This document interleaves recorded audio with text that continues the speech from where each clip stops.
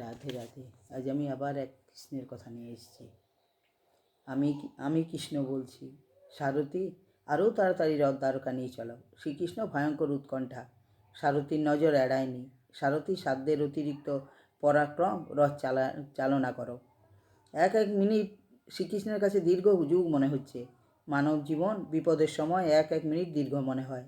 গান্ধারীর অভিশাপ তো মনকে ভীত করেইছে, তার সাথে মাথার উপরে উঠছে অশুভ পাখির দল। শ্রীকৃষ্ণ জানেন যদুবংশ আর তার আয়ত্তে নেই। রাজনীতিতে ক্ষমতার অস্ফোরণ ভয়ঙ্কর। যাদব বংশ জানে শ্রীকৃষ্ণ অজেয়, তাই যা ইচ্ছা তাই করো। নেশা, নারী, লুণ্ঠন, এমনকি গুরুকেও অপমান করা কোনো ব্যাপারই নয়। শ্রীকৃষ্ণের নাম ভাঙিয়ে সব চলছে। শ্রীকৃষ্ণ ভাবতে থাকে রাজা হয়ে শ্রীকৃষ্ণ গুরু সেবা করছেন। তখন সদ্য বিবাহিত এলেন দুর্বাসা মুনি। ভয়ঙ্কর রাগ, কোনো কারণে শ্রীকৃষ্ণের উপর একটু রাগ হলো। শ্রীকৃষ্ণ চরণ বন্দনা করলেন। দুর্বাসা মুনি শর্ত দিলেন, সামনে যে বিশাল জমি তা নিজের কাঁধে জোয়াল নিয়ে সন্ধ্যার মধ্যে সমগ্র কর্ষণ করতে হবে।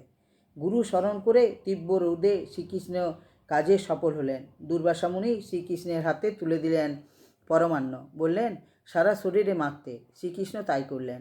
শুধু গুরুর প্রসাদ বলে পায়ে ছোঁয়ালেন না। দুর্বাসা মুনি বর দিলেন, সারা শরীর যতই বিষাক্ত তীর লাগুক সে বিষ কাজ করবে না, কেবল চরণ দুটি বাদে। তাই রাজনীতি বা রাজশাসন তখনই সুন্দর ও সবল হয় যখন গুরু সম্মান হবে। নারী হলে হবে প্রগতির প্রতীক, এও এক শিক্ষা।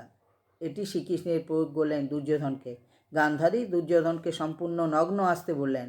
শ্রীকৃষ্ণ কৌশলে একটি কলা পাতা কটিবন্ধন করে দুর্যোধনকে এটাই মৃত্যুর অংশ। সেই গুরুর কাছে নত না হয়ে শ্রীকৃষ্ণ অবর্তমানে গুরুর সাথে নাক্যার্জনকে ও রসিকতা করল শ্রীকৃষ্ণ পুত্র শাম্ব। পেটে মুসল বেঁধে কয়েকজন মিলে মুনিদের জিজ্ঞাসা করল, আমার সন্তান ছেলে না মেয়ে হবে?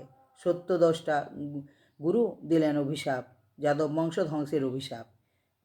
একটি রাজনৈতিক দণ্ড অস্ফোরণ শেষ হতে চলেছে যাদব বংশ। অবশ্য শ্রীকৃষ্ণ সব আটকে দিতে পারেন, তাহলে মর্তের নিয়ম লঙ্ঘন হবে। তিনি মানব রূপে এসছেন, মানবের মতোই সব দেখতে হবে। তাছাড়া মাতৃসম গান্ধারীর অভিশাপকেও মান্যতা দিতে হবে। প্রকৃত রাজা এটাই কর্তব্য।